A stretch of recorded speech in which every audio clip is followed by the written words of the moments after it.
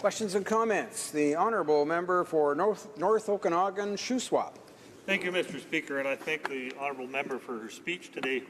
But she speaks a lot about young couples and benefits for them. But these young couples are going to be watching this government, and this government has no understanding of fiscal responsibility, no idea of when they're going to balance the budget. And in fact, some of these new parents that she was speaking about aren't going to see this government maybe balance a budget by the time they become grandparents. What kind of a lesson does this member think this government is providing to those young families that are now learning to balance their own families' budgets? Thank you. Good question. Honourable member for Brampton South. Thank you, Mr. Speaker. Thank you to my colleague for their question. What my question should really be focused on the number of things, Budget 2017, that benefit our riding, on top of the Canada Child Benefit and the middle class tax, among dozens of other measures in Budget 2016.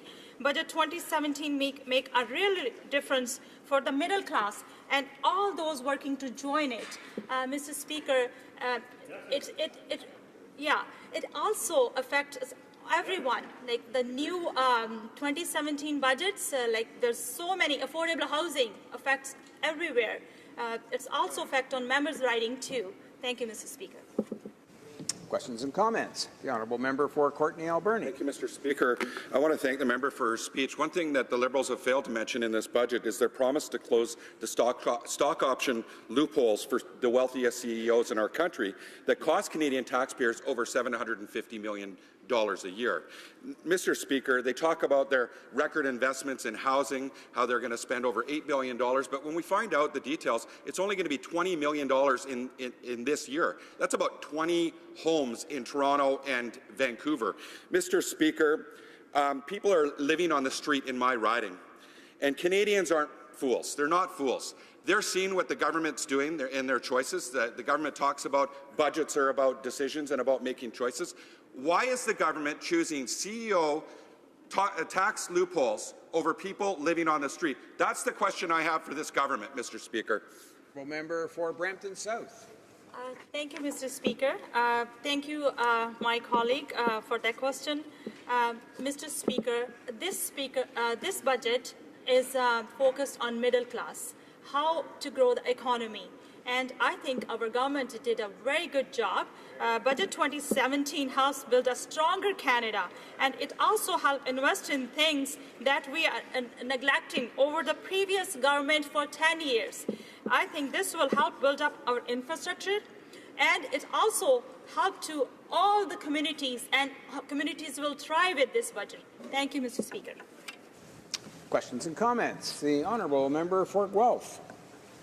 Speaker, and thank you to the honourable member from Brampton South for her speech and interventions today, and all the work that you're doing on behalf of your constituents.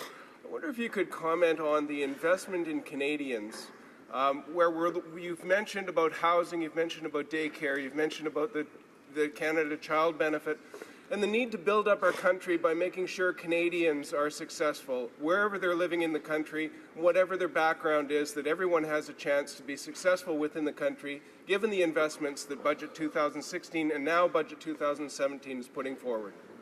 Honourable member for Brampton South. Thank you, Mr. Speaker.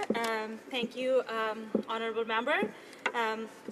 This budget is historic budget, Mr. Speaker, and I will tell you why we put $5 billion on the table for mental health, which is really need of our communities. And I'm so thrived, and I think everyone is thrived for that investment, and I will applaud to Health Minister for that.